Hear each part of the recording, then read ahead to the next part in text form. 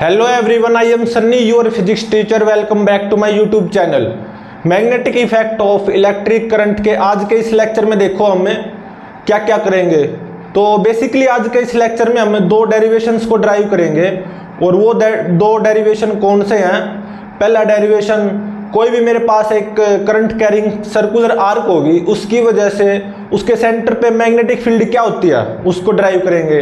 और second derivation में क्या होगा, मेरे पास एक करंट कैरिंग रिंग होगी, तो उसकी वजह से उसकी एक्सिस के किसी पॉइंट पे मैग्नेटिक फील्ड क्या होती है, इसके डेरिवेशन को भी ड्राइव करेंगे। और फिर लास्ट में मैग्नेटिक मोमेंट क्या होता है, कोई भी करंट कैरिंग सर्कुलर कोयल हो उसका मैग्नेटिक मोमेंट क्या होता है, थोड़ा सा उसको पढ़ेंगे। इन रियलिटी तो मैग्नेटिक मोमेंट के जो न्यूमेरिकल्स आएंगे, अच्छे अच्छे न्यूमेरिकल्स, वो तो कहीं आगे जाके पढ़ेंगे, ठीक है। तो आज के इस लेक्चर का सबसे पहला टॉपिक क्या है, मेरे पास एक करंट कैरिंग सर्कुलर आर्क होगी, उसकी वजह से उसके सेंटर पे मैग्नेटिक फील्ड कितनी बनती है, इसके डेरिवेशन को ड्राइव करेंगे, ठीक है। तो पहला डेरिवेशन क्या है, magnetic field due to current carrying circular arc.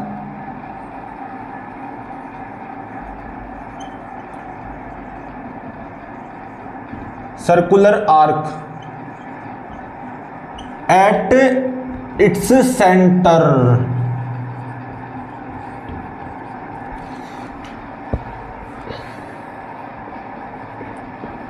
तो क्या करो, सर्कुलर आर्क बना लो, ठीक है। ये बना ली मैंने circular arc.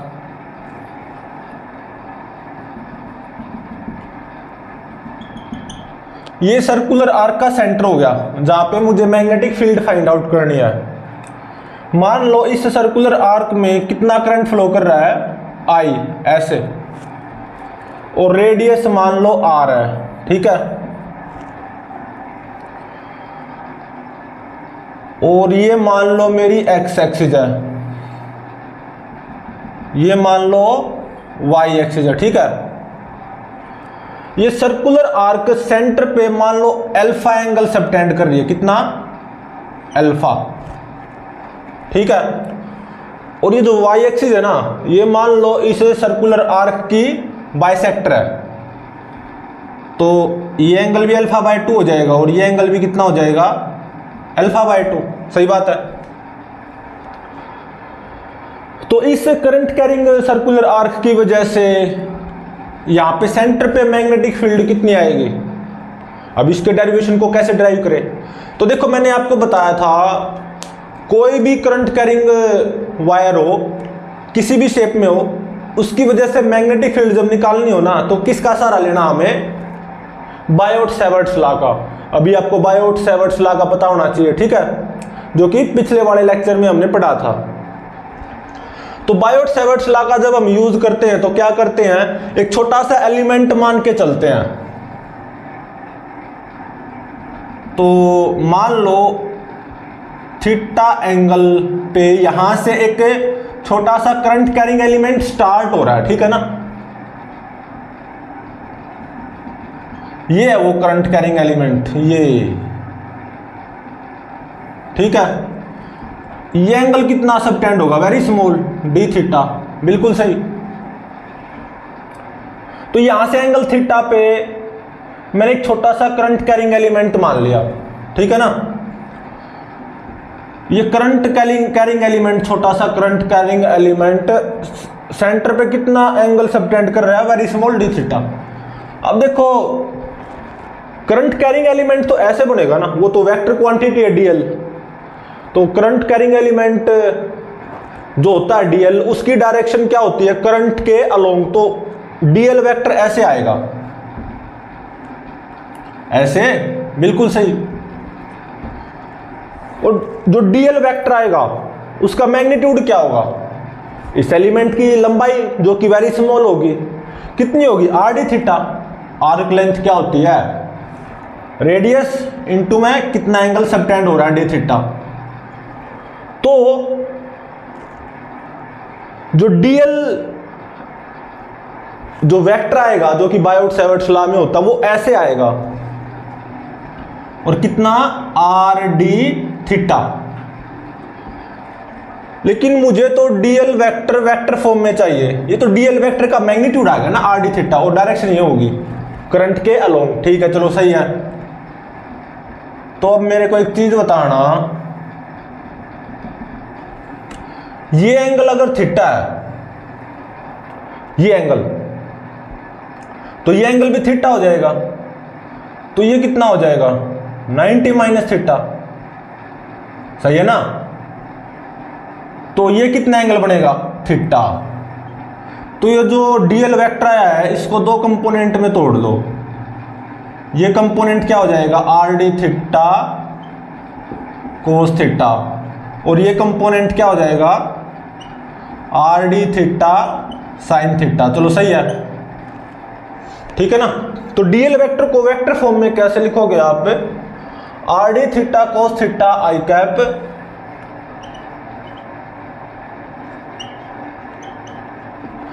Minus r d theta sine theta j cap,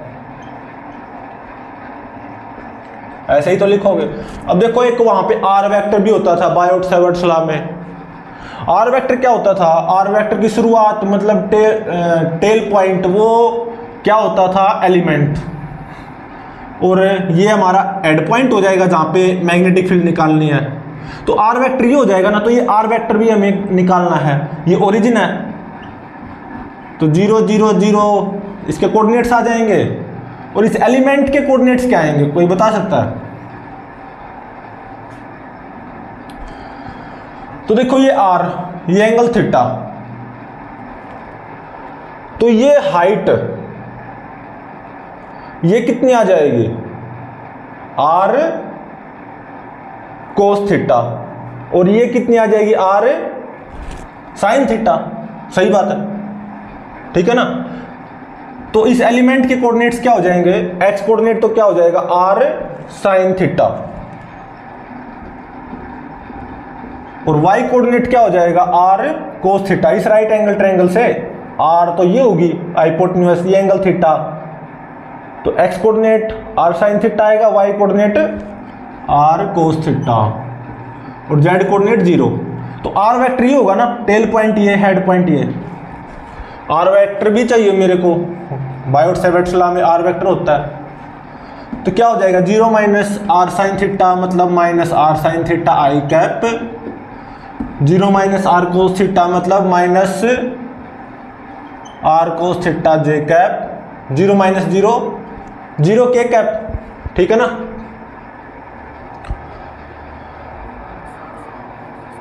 अब है ना क्या करो, डीएल क्रॉस आर निकाल लो एक बार,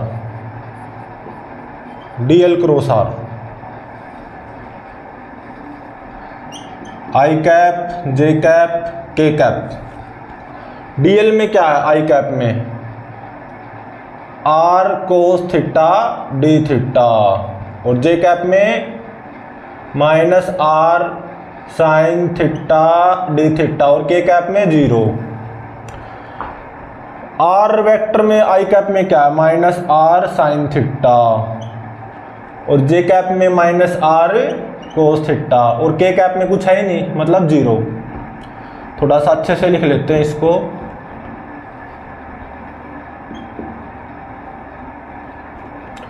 तो डीएल क्रॉस आर इस डिटर्मिनेंट को सोल्व करके निकलती है ना, तो यहाँ पे प्लस माइनस प्लस लिखते हैं ऐसा, तो प्लस आई कैप, तो इसको और इसको भूल जाओ, तो ये इंटू में ये 0 माइनस ये इंटू में ये भी 0, तो आई कैप में तो 0 आ गया। क्या आ गया आई कैप में 0। अब माइनस पे आओ, माइनस और ये जे कैप। अब इसको और इसको भूल जाओ, तो दिस इंटू में दिस 0 माइनस दिस इंटू में दिस वो भी 0, तो जे कैप में भी कितना आएगा 0। 0 आई कैप प्लस 0 जे कैप। अब के कैप में आना बाकी है, प्लस है ना, तो मतलब प्लस, और यहाँ पे के कैप। तो इसको और इसको भूल जाओ, दिस इंटू में दिस, ये क्या हो जाएगा minus r square cos square theta d theta. और minus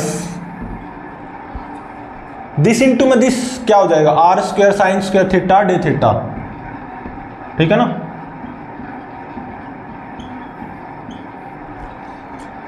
minus minus plus r square sine square theta d theta. तो के कैप में ही आया और क्या आया, माइनस आर स्क्वायर को कॉमन ले लो, sine square theta plus cos square theta और डी थीटा को भी कॉमन ले लो, मतलब minus r square d theta को मैंने कॉमन ले लिया, ठीक है ना। तो साइन स्क्वायर थीटा बचा प्लस कोस स्क्वायर थीटा और k cap, sine square theta plus cos square theta 1 होता है, तो minus r square d theta k cap. तो डीएल क्रॉस आर की वैल्यू ये आ गई, ठीक है। तो अब इसको बेसिक से इरेज कर लो, डीएल क्रॉस आर की वैल्यू आ चुकी है, इरेज कर सकते हैं ना हम इसको।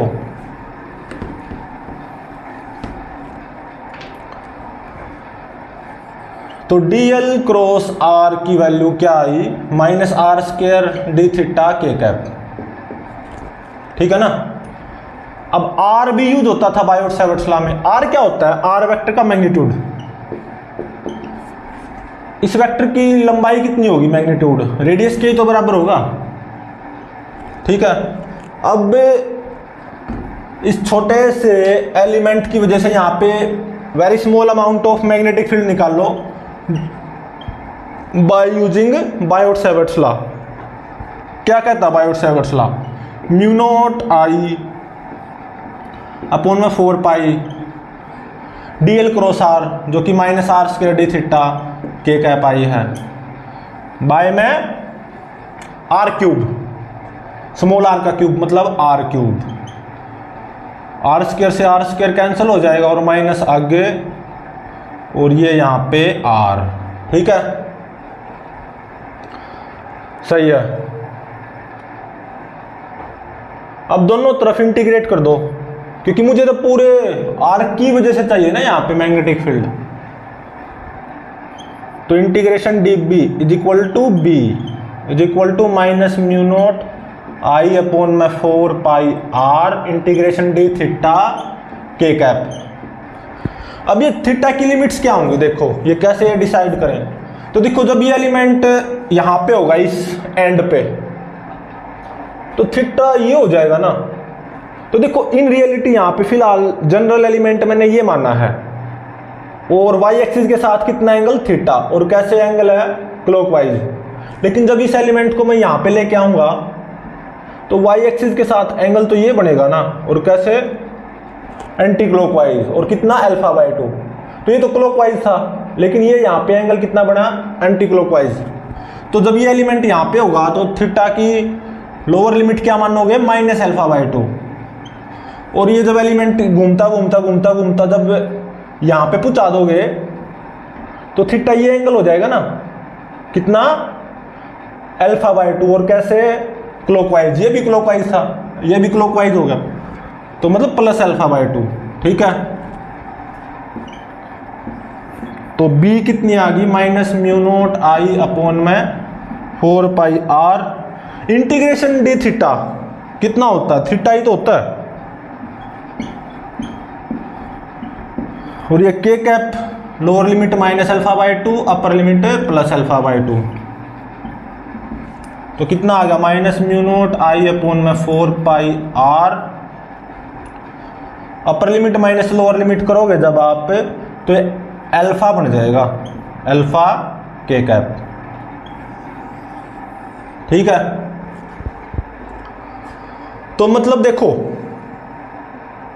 मैग्नेटिक फील्ड का मैग्नीट्यूड यहां पे कितना आया, म्यू नॉट आई अपॉन में 4 पाई अल्फा, और मैग्नेटिक फील्ड की डायरेक्शन क्या है, माइनस के कैप, मतलब ऐसे माइनस के कैप, ठीक है।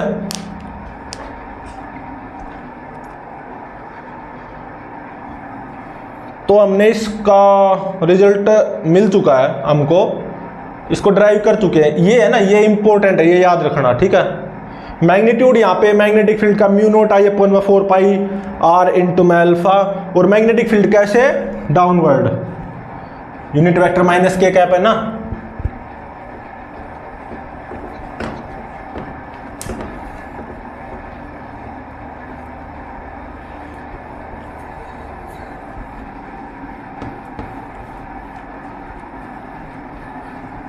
इसके डेरिवेशन को हम ड्राइव कर चुके हैं अभी, तो केवल रिजल्ट लिख देते हैं। तो देखो मैंने ऐसे मानी थी ना वो सर्कुलर आर्क, बिल्कुल ठीक है। रेडियस कितनी r, कितना करंट फ्लो कर रहा था I, ये x एक्सिस मान ली थी, ये y एक्सिस मान ली थी। कितना एंगल सबटेंड हो रहा है टोटल अल्फा।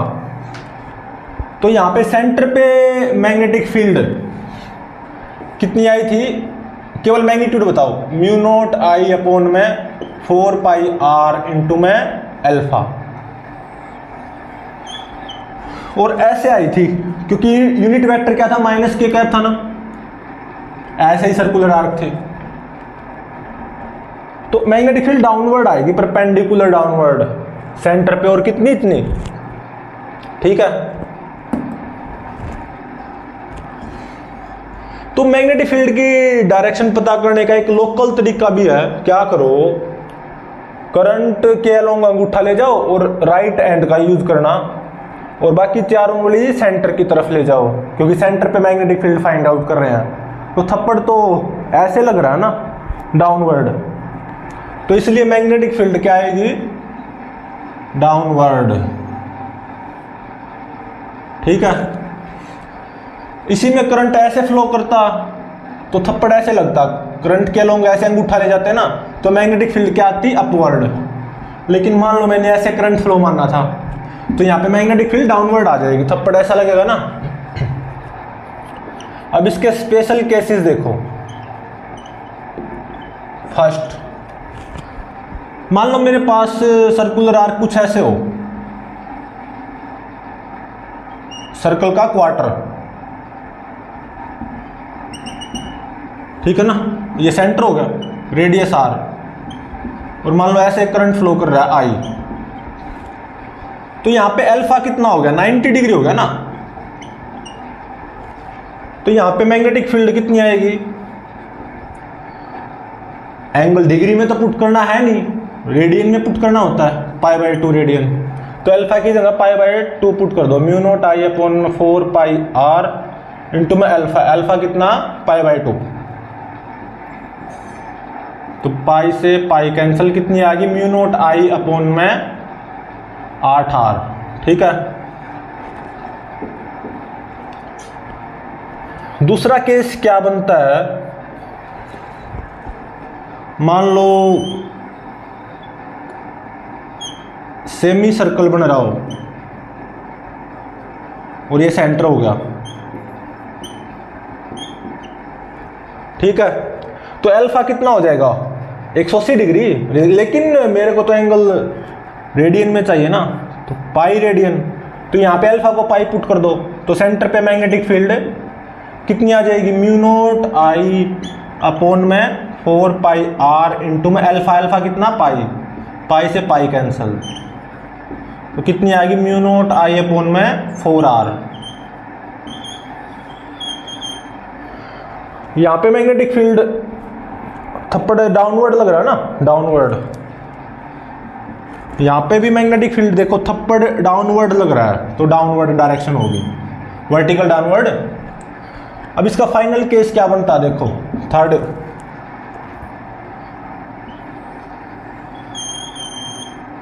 आर्क पूरा सर्कल बन जाए,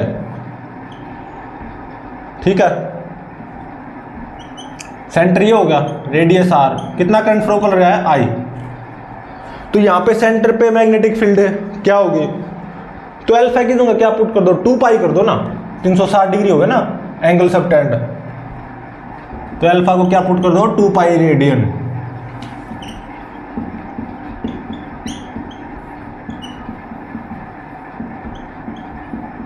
पाई से पाई कैंसिल, 2 दूनी 4, तो कितनी आ गई, म्यू नॉट I अपॉन में 2r, ठीक है।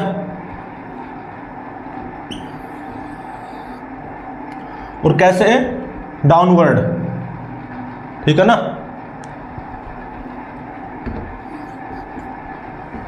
तो ये थे स्पेशल केसेस, अल्फा π/2 रेडियन हो, पाई रेडियन हो या 2 पाई रेडियन हो, ठीक है।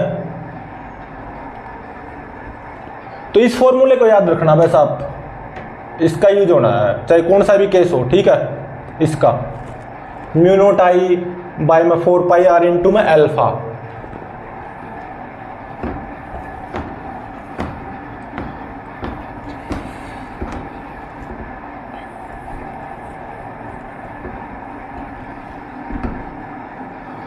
अब सेकंड डेरिवेशन देखो क्या है, मेरे पास रिंग होगी, उसमें करंट फ्लो कर रहा होगा, तो रिंग के एक्सिस के किसी पॉइंट पे मैग्नेटिक फील्ड निकाल लेंगे, मतलब इसके डेरिवेशन को भी ड्राइव करेंगे।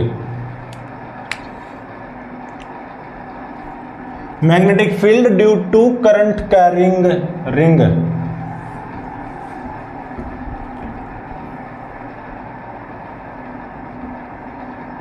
ऑन इट्स एक्सिस, एक्सिस के किसी पॉइंट पे, ठीक है। तो देखो रिंग बना लो, ये बना ली, ठीक है। रिंग की रेडियस मान लो आर है, कितनी आर, और ये मान लो एक्स एक्सिस मान ली मैंने, ये वाई एक्सिस, मतलब रिंग एक्स वाई प्लेन में है, और ये जेड एक्सिस, ठीक है। और रिंग में करंट ऐसे फ्लो कर रहा है, मान लो आई करंट, ठीक है। मतलब इस तरफ से देखें, जेड एक्सिस की पॉजिटिव डायरेक्शन से देखें तो हमें करंट किस सेंस में महसूस हो रहा है, क्लॉकवाइज सेंस में, ठीक है। और कितना करंट आई करंट फ्लो कर रहा है ऐसे, जैसा कि आपको दिखाई दे रहा है। देखो इस रिंग की एक्सिस तो ये जेड एक्सिस ही बनेगी ना, सही बात है। तो यहां पे मैग्नेटिक फील्ड निकालो, सेंटर से कितना दूर, जेड डिस्टेंस दूर, एक्सिस के ही पॉइंट पे, ठीक है। यहां पे मैं इसको बड़ा बना रहा हूं, इस पॉइंट को, यहां पे मैग्नेटिक फील्ड निकालनी है, ठीक है।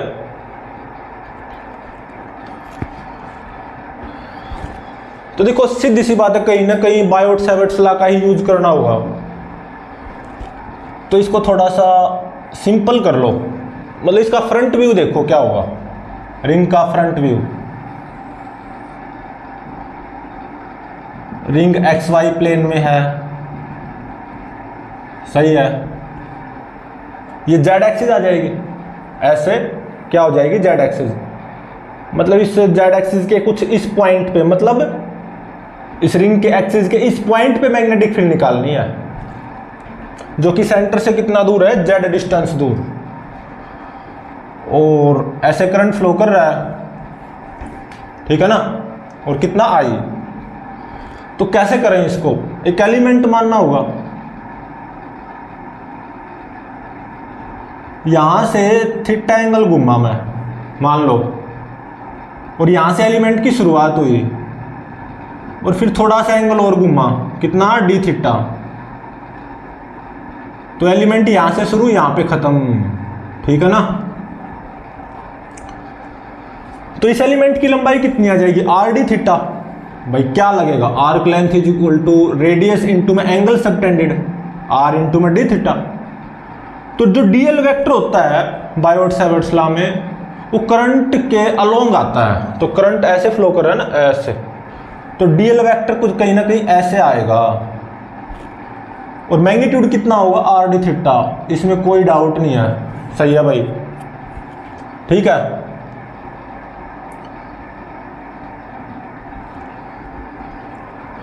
अब देखो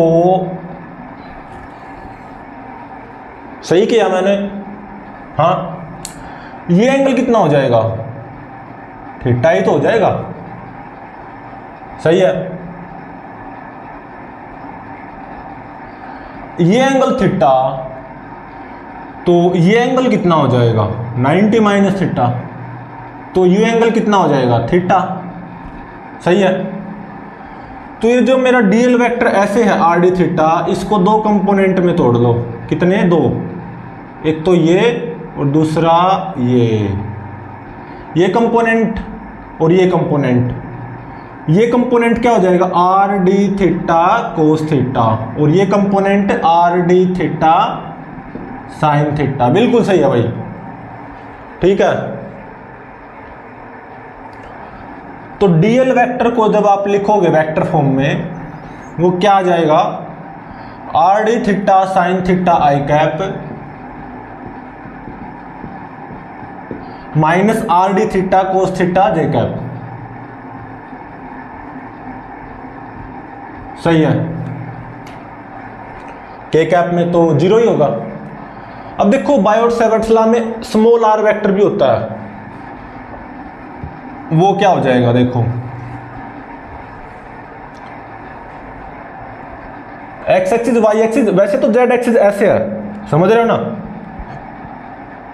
लेकिन ये व्हाइट बोर्ड में आएगी ना, आएगी नहीं ना ये जेड एक्सिस व्हाइट बोर्ड में। जेड एक्सिस तो इन रियलिटी ऐसे है, लेकिन कैसे शो करते हैं? ऐसे। तो वो मेरा पॉइंट यहां पे है जहां पे मैग्नेटिक फील्ड निकालनी है। कोऑर्डिनेट्स क्या होंगे इस पॉइंट के? x0 y0 z। तो आर वेक्टर का टेल पॉइंट तो ये हो जाएगा एलिमेंट, और हेड पॉइंट जहां पे मैग्नेटिक फील्ड निकालनी है। तो आर वेक्टर क्या हो जाएगा? तो उससे पहले देखो इस एलिमेंट के एक्स वाई कोऑर्डिनेट्स क्या आप बता सकते हो? बिल्कुल। एक्स कोऑर्डिनेट तो ये हो जाएगा कितना? आर कोस थीटा, और y coordinate r sine theta. इस राइट एंगल ट्रायंगल से r cos theta x coordinate, y coordinate r sine theta, z coordinate 0। सही है।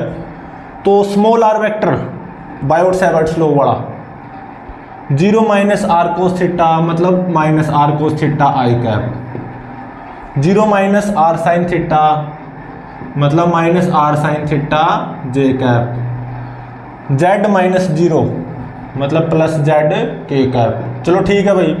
अब डीएल क्रॉस आर निकाल लो एक बार, ठीक है। क्या निकालो? DL cross r. I cap j cap k cap. DL में देखो आई कैप में क्या है? R d theta sine theta या r sine theta d theta.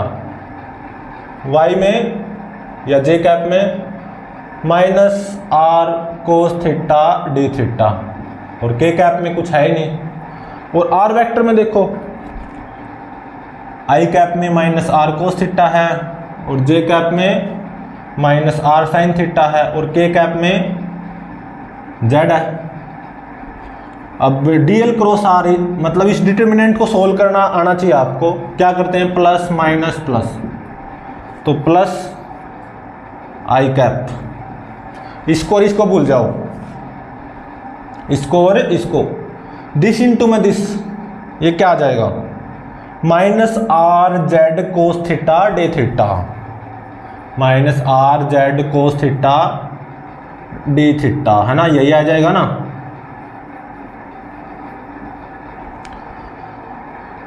अच्छा नहीं लग रहा, ये अभी लगेगा। Minus r z cos theta d theta, this into में दिस, माइनस दिस इंटू में दिस, ये तो 0 ही हो जाएगा, माइनस 0। तो प्लस अब आ जाए माइनस पे, माइनस और यहाँ पे जे कैप। इसको और इसको भूल जाओ, तो दिस इंटू में दिस, ये क्या हो जाएगा? Are z sine theta d theta, है ना?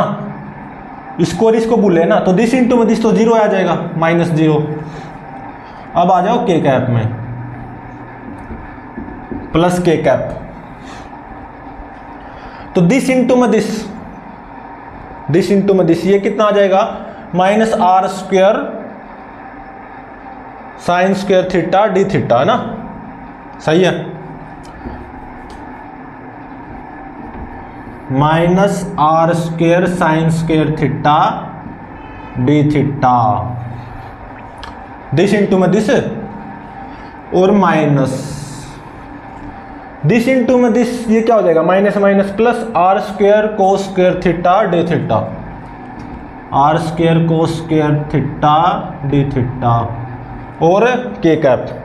तो फाइनली डीएल क्रॉस आर मेरे पास कितना निकल के आया है, जो कि बायोट-सैवर्ट्स लॉ में यूज होगा, कितना minus r z cos theta d theta i cap minus r z sine theta d theta j cap. और यहां पे क्या करना, minus r square d theta और के कैप को कॉमन ले लेना, ठीक है ना। तो sine square theta plus cos square theta हो जाएगा 1, तो ये बनेगा minus r square d theta k cap.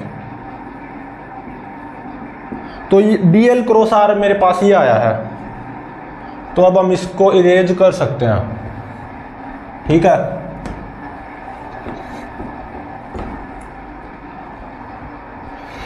तो क्या आया डीएल क्रॉस आर, ये minus r z cos theta d theta i cap minus r z sine theta d theta j cap.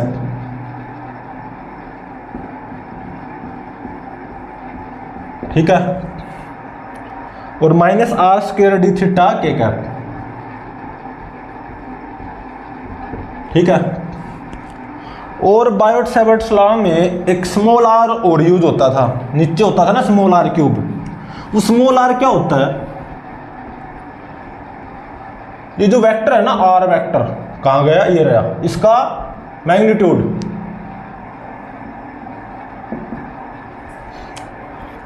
तो क्या बनेगा इस वेक्टर का जब आप मैग्नीट्यूड निकालोगे, root r square plus z square बनेगा, ठीक है, root r square plus z square ये बनेगा।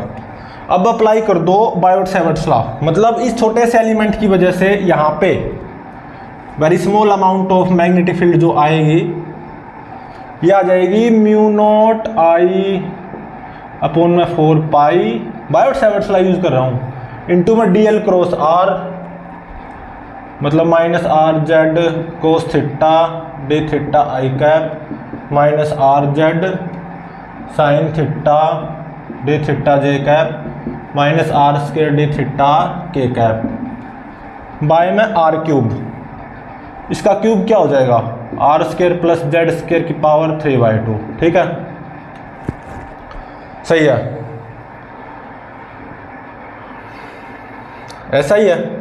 तो अब देखो यहाँ पे कुछ कॉमन बन रहा है, नहीं बन रहा है ना, वैसे बन रहा है, आर बन रहा है, क्या आर, चाहो तो कॉमन ले सकते हो।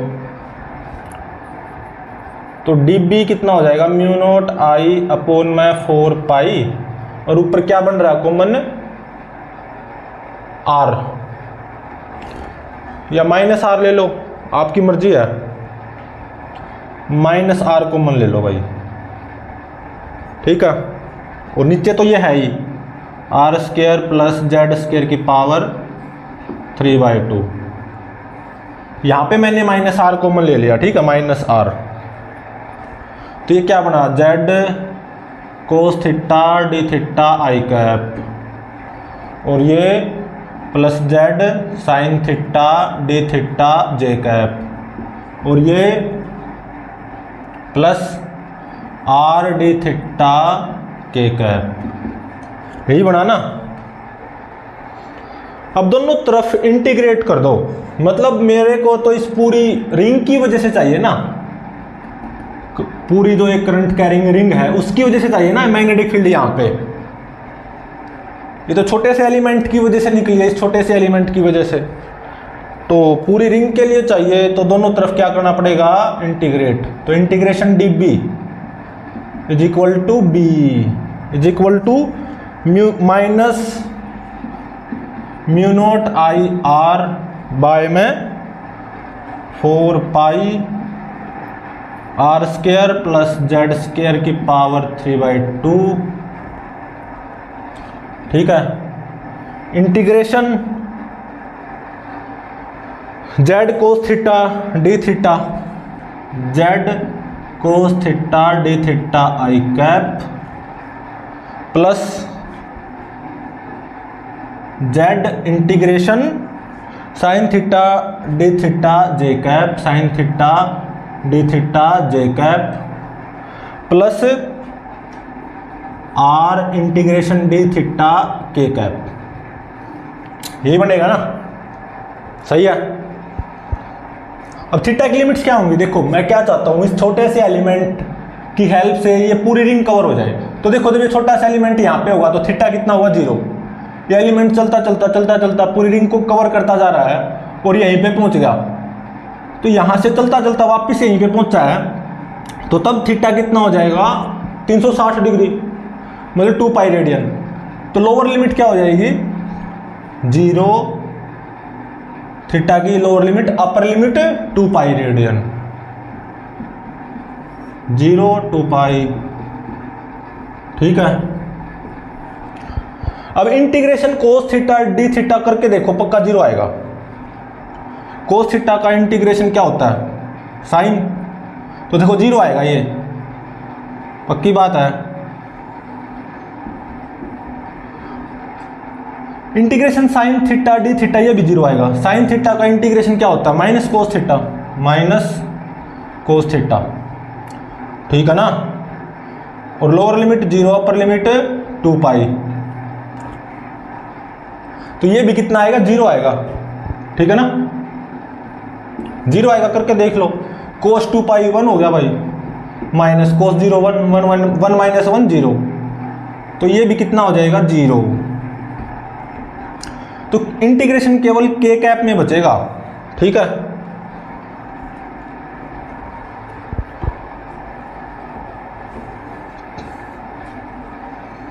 तो फाइनली जो मैग्नेटिक फील्ड आएगी वो के कैप में ही आएगी, minus mu not I r by में 4 pi r square plus z square की पावर 3/2 इंटीग्रेशन आर। देखो ये आर, ये तो 0 हो चुके, ये आर इंटू में ये आर स्क्वायर हो गया, और integration d theta k cap, theta की लिमिट 0 से 2 पाई। अब इसकी वैल्यू क्या आएगी इंटीग्रेशन डी थीटा की वैल्यू, थीटा ही हो जाएगा, 1 का इंटीग्रेशन थीटा ही हो जाएगा ना। तो थीटा 0 2 पाई, तो 2 पाई हो गया ना अपर लिमिट माइनस लोअर लिमिट करके। तो ये क्या बचेगा 2 पाई के कैप। ठीक है।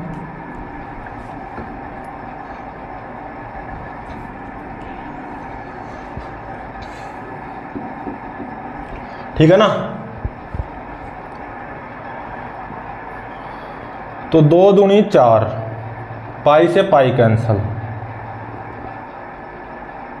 तो फाइनली मैग्नेटिक फील्ड आ चुकी है हमारी minus mu not I r square by में 2 r square plus z square की पावर 3/2 के कैप। यहां पे मैग्नेटिक फील्ड आ चुकी है इस पूरी रिंग की वजह से,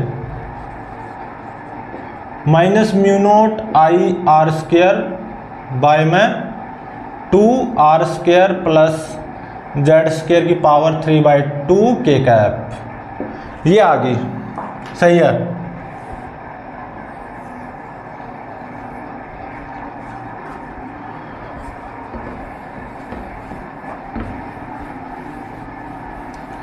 अब एक चीज देखो, यहां पे मैग्नेटिक फील्ड इतनी आ गई वेक्टर फॉर्म में, यूनिट वेक्टर क्या है माइनस के कैप, मतलब यहां पे magnetic field due to this ring ऐसे आएगी, ऐसे। और कितनी मैग्नेटिक फील्ड का मैग्नीट्यूड,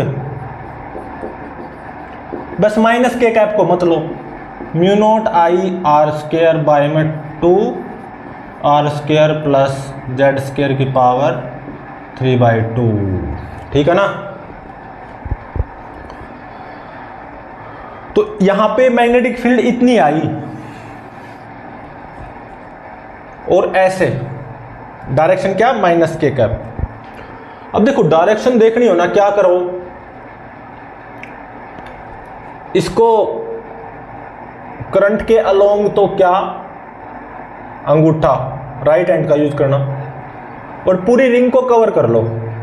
तो थप्पड़ ऐसे लग रहा है ना, थप्पड़ ऐसे लग रहा है, तो मैग्नेटिक फील्ड की डायरेक्शन कैसे आएगी, ऐसे, एक्सिस पे ऐसे आएगी। यूनिट वेक्टर क्या, माइनस के कैप। ठीक है,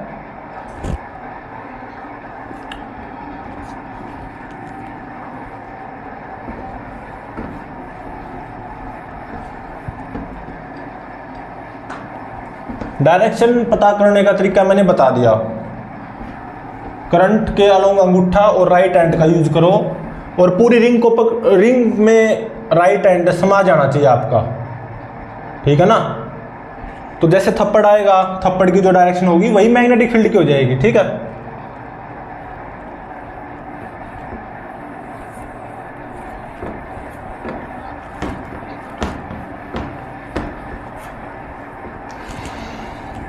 तो अब देखो,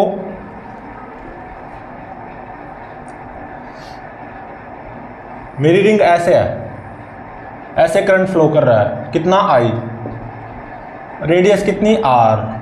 ठीक है, सेंटर पे नहीं, वैसे सेंटर पे भी चाहो निकाल सकते हो, जेड को 0 पुट करना होगा और कुछ नहीं। ये मेरी एक्स एक्सिस थी, ये वाई एक्सिस, और ये जेड एक्सिस।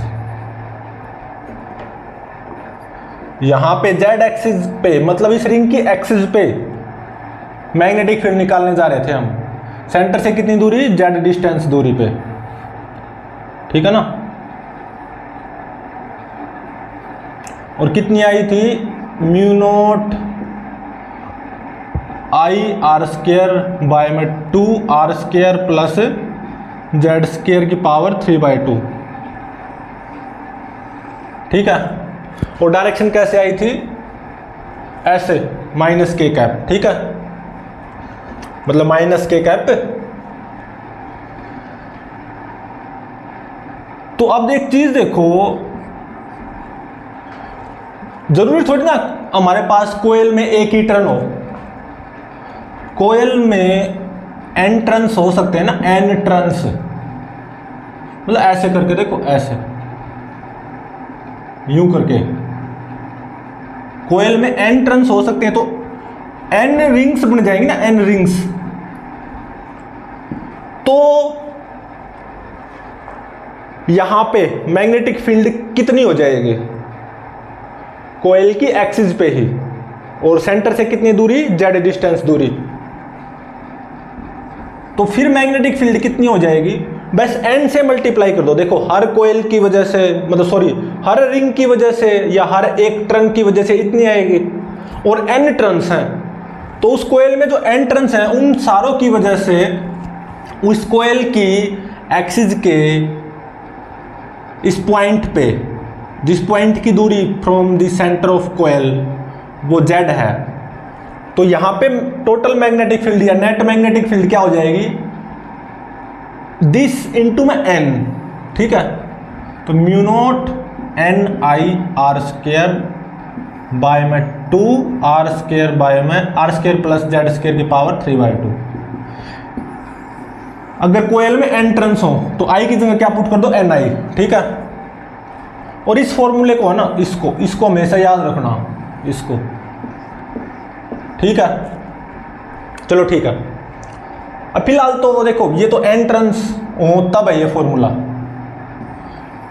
कोयल में एन टर्न्स हो, मतलब एन रिंग बन रही हूं ऐसे करके, एक के ऊपर एक एन रिंग्स। लेकिन हमने तो यहां पे एक रिंग के लिए निकाला ना मैग्नेटिक फील्ड, तो फिलहाल हम इसी को ही डील करने जा रहे हैं, इसी को ही। ठीक है, एक टर्न वाले के लिए। ठीक है, तो यहां पे मैग्नेटिक फील्ड कैसे आएगी, थप्पड़ ऐसे लग रहा ना, करंट के अलोंग अंगूठा, राइट हैंड यूज करो, थप्पड़ तो ऐसे लग रहा है, तो माइनस के कैप, इस पॉइंट पे ऐसे मैग्नेटिक फील्ड आएगी, मतलब ऐसे। तो बी चेंज हो रहा है जेड के चेंज होने से। ठीक है ना, तो ये जो ग्राफ आता है ना, बी वर्सेज जेड, ये कुछ ऐसा ग्राफ आता है।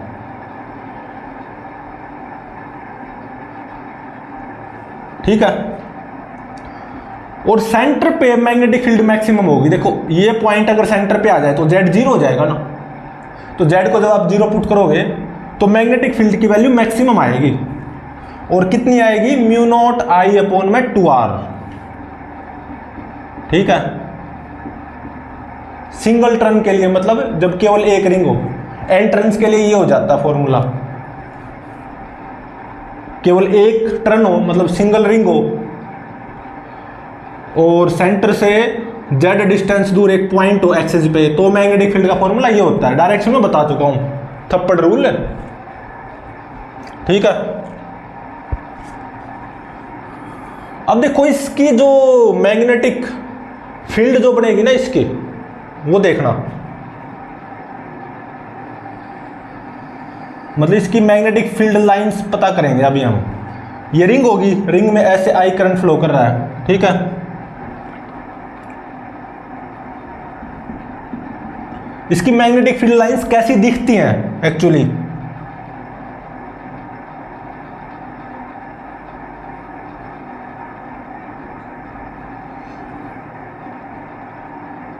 तो जो देखो रिंग के पेरीफेरी के आसपास क्या बनते हैं,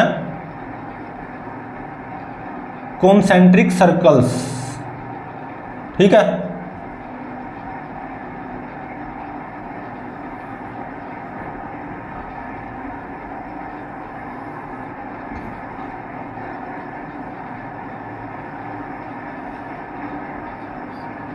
ठीक है ना, रिंग के पेरिफेरी के आसपास क्या बनते हैं, कॉन्सेंट्रिक सर्कल्स।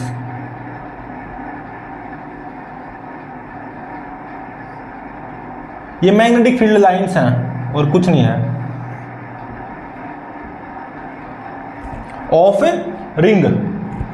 रिंग में ऐसे आई करंट फ्लो कर रहा है, मतलब इस तरफ से देखने से मेरे को ऐसा लग रहा है कि कैसे करंट फ्लो कर रहा है, क्लॉकवाइज। तो मैग्नेटिक फील्ड लाइंस कुछ ऐसी दिखेंगी। रिंग की पेरिफेरी के आसपास magnetic field lines concentric circles बन रहे हैं। ठीक है, और रिंग के जो एक्सिस है ना, रिंग की एक्सिस, उस पे मैग्नेटिक फील्ड लाइन बिल्कुल स्ट्रेट रहेगी ऐसे। ठीक है,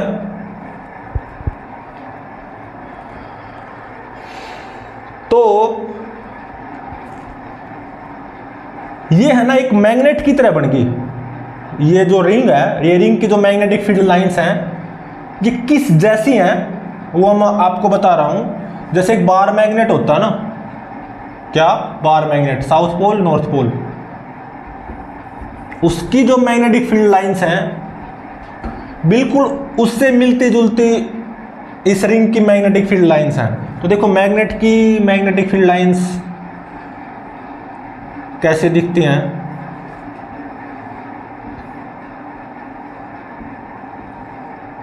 बार मैग्नेट की कुछ ऐसी होती हैं। ठीक है,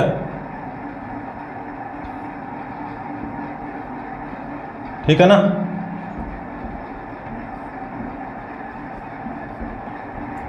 तो जैसे बार मैग्नेट की मैग्नेटिक फील्ड लाइंस होती हैं बिल्कुल ऐसे ही रिंग की होंगी। ठीक है,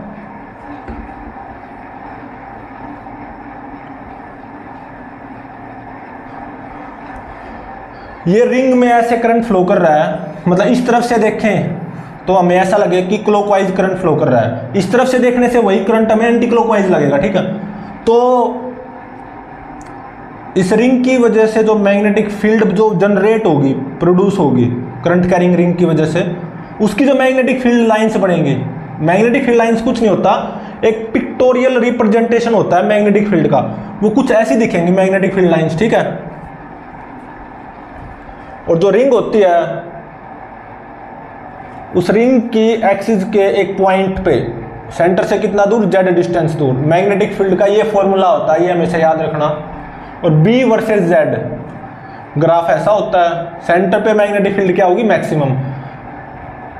सेंटर से दूर जाओगे ना, चाहे इस तरफ चाहे उस तरफ, मैग्नेटिक फील्ड घटती जाएगी। ठीक है, बहुत दूर चले जाओगे मतलब जेड इनफाइनाइट हो जाएगा तो मैग्नेटिक फील्ड क्या हो जाएगी, जीरो। चाहे जेड प्लस इनफाइनाइट हो या माइनस इनफाइनाइट हो तो मैग्नेटिक फील्ड क्या हो जाएगी, जीरो।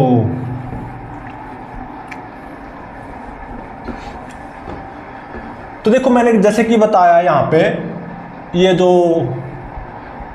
करंट कैरिंग रिंग थी, इसकी जो मैग्नेटिक फील्ड लाइंस बनी थी वो किसके सिमिलर होती हैं, बार मैग्नेट की मैग्नेटिक फील्ड लाइंस के ही सिमिलर होती हैं। तो बार मैग्नेट एक मैग्नेट है, तो इसका मतलब ये जो रिंग है ना जिसमें ऐसे करंट फ्लो कर रहा है, जिसकी मैग्नेटिक फील्ड लाइंस कुछ ऐसी आई, पेरीफेरी के आसपास क्या, कैसी, नियरली सर्कुलर, ठीक है। और एक्सिस पे मैग्नेटिक फील्ड लाइन बिल्कुल स्ट्रेट, ठीक है ना।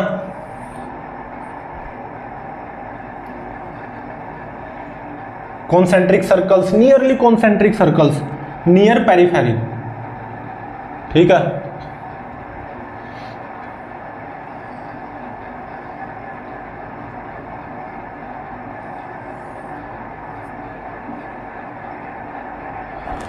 देखो इस रिंग में करंट ऐसे फ्लो हो रहा है, ऐसे ऐसे।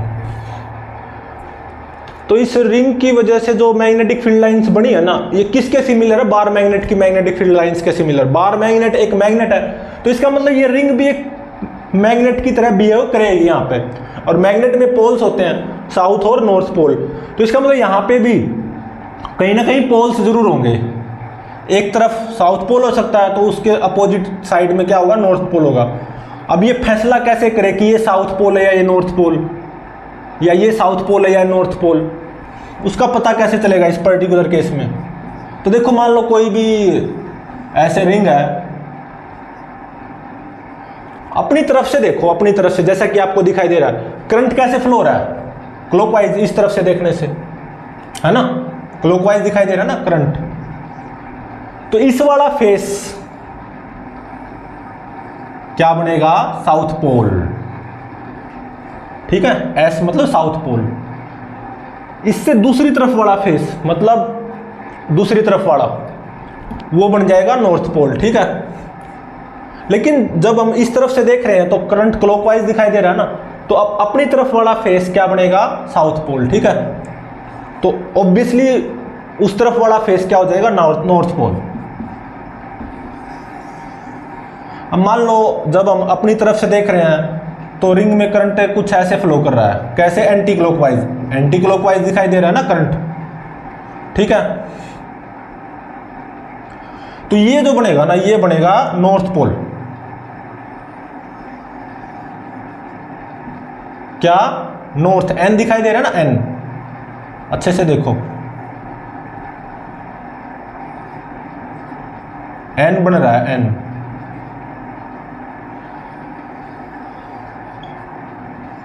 तो इस तरफ अपनी तरफ वाला फेस क्या बनेगा, नॉर्थ पोल। इस केस में अपनी तरफ वाला फेस क्या बनेगा, साउथ पोल, ठीक है। इस केस में जब हम अपनी तरफ से देख रहे हैं करंट कैसे है, एंटी क्लॉकवाइज, तो अपनी तरफ वाला फेस क्या बनेगा, नॉर्थ पोल। और अपोजिट साइड मतलब उस तरफ वाला फेस, ब्लैक बोर्ड के उस तरफ वाला फेस क्या बन जाएगा, साउथ पोल, इस केस में। तो अब देखो जब हम इस तरफ से देखेंगे, रिंग में करंट ऐसे फ्लो हो रहा है, क्या आपको ऐसा नजर नहीं आएगा कि करंट तो क्या है, क्लॉकवाइज, क्लॉकवाइज मतलब साउथ पोल। तो इस तरफ वाला फेस साउथ पोल बनेगा, और ऑब्वियसली उस तरफ वाला फेस नॉर्थ पोल बनेगा। उस तरफ वाला फेस नॉर्थ पोल क्यों बना, इस तरफ वाला। इसी रिंग में जब आप करंट देखोगे ना इस तरफ से, तो आपको ऐसा लगेगा कि करंट तो कैसे फ्लो कर रहा है, एंटी क्लॉकवाइज। इस तरफ से देखने से क्लॉकवाइज करके देखना, ये उस तरफ से देखने से एंटी क्लॉकवाइज हो जाएगा, ठीक है।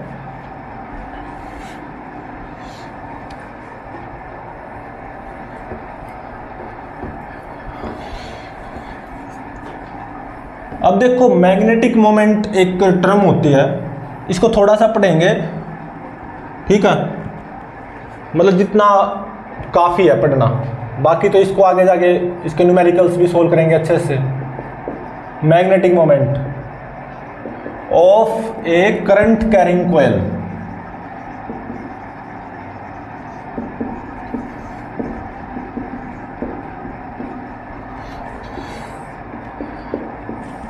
ये भी एक वेक्टर क्वांटिटी है, ठीक है। इसको शो करते हैं m से, m के ऊपर वेक्टर। तो कोई करंट कैरिंग कॉइल है, मान लो ऐसे सर्कुलर कॉइल है, उसमें ऐसे करंट फ्लो हो रहा है, और मान लो एक ही टर्न है, ठीक है, ऐसा मान लो एक ही टर्न है, सिंगल टर्न कॉइल, मतलब एक ही रिंग है, उसमें ऐसे करंट फ्लो हो रहा है, ठीक है, और रेडियस है r। तो देखो मैग्नेटिक मोमेंट एक वेक्टर क्वांटिटी है। मैग्नेटिक मोमेंट का जो मैग्नीट्यूड आएगा ना, मैग्नीट्यूड,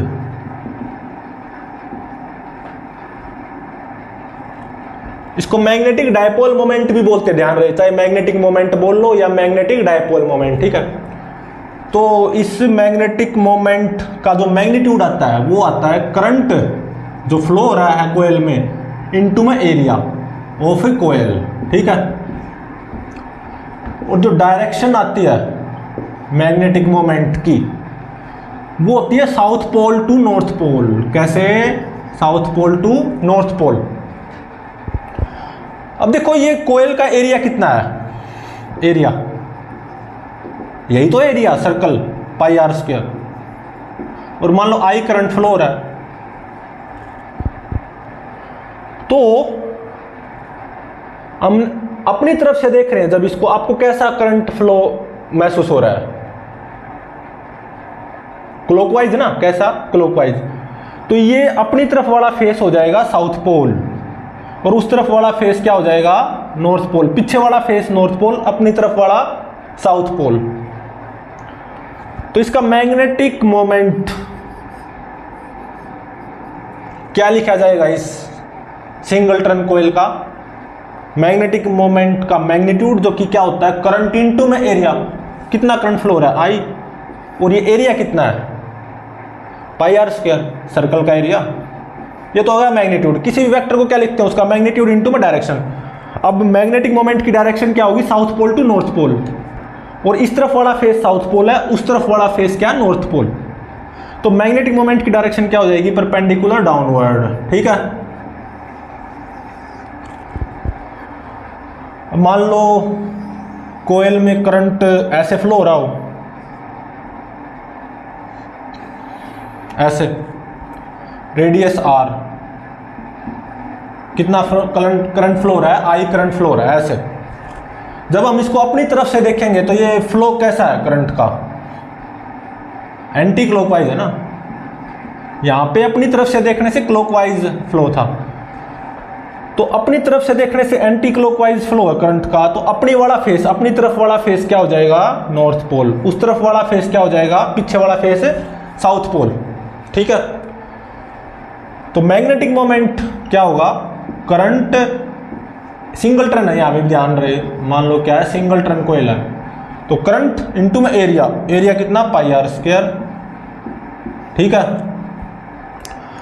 और डायरेक्शन क्या हो जाएगी? तो मैग्नीट्यूड आया मैग्नेटिक मोमेंट का, डायरेक्शन क्या हो जाएगी? South pole to north pole, मतलब पीछे से अपनी तरफ, मतलब परपेंडिकुलर आउटवर्ड। ठीक है।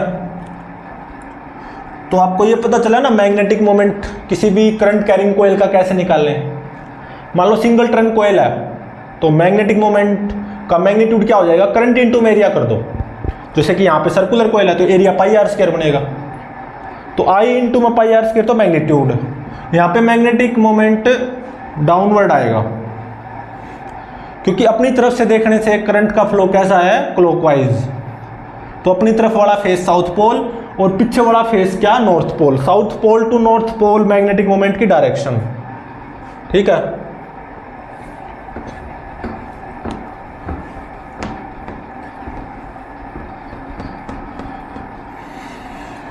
तो अब देखो, मान लो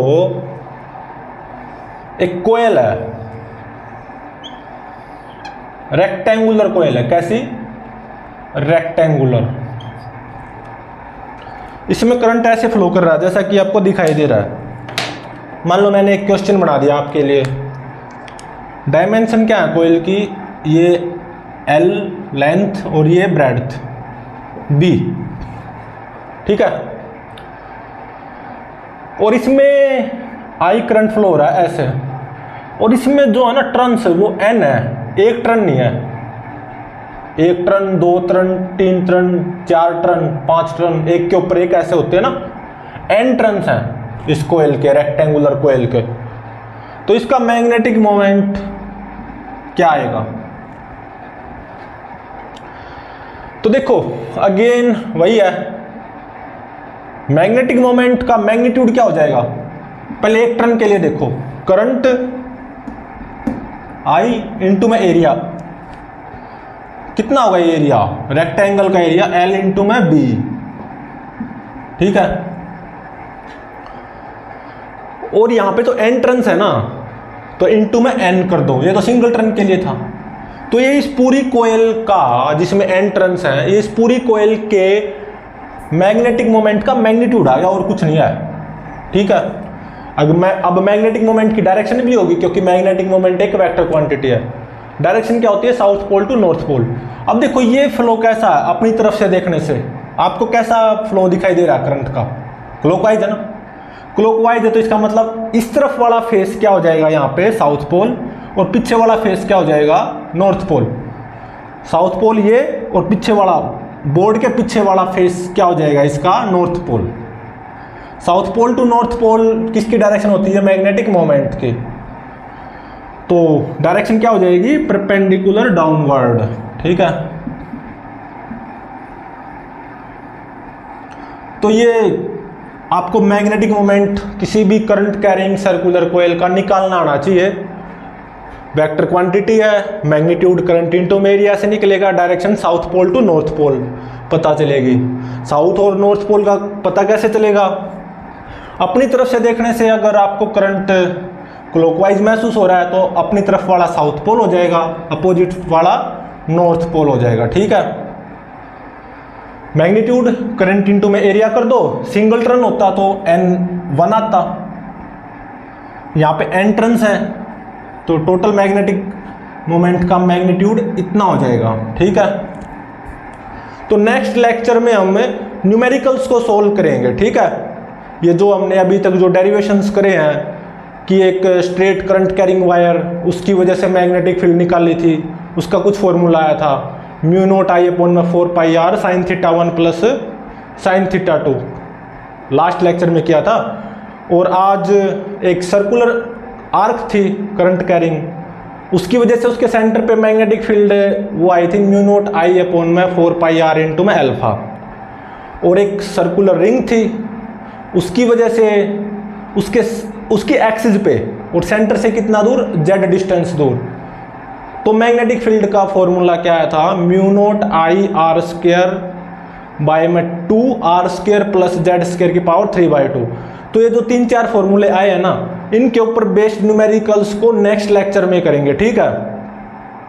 तो प्लीज चैनल को लाइक, शेयर और सब्सक्राइब जरूर करें।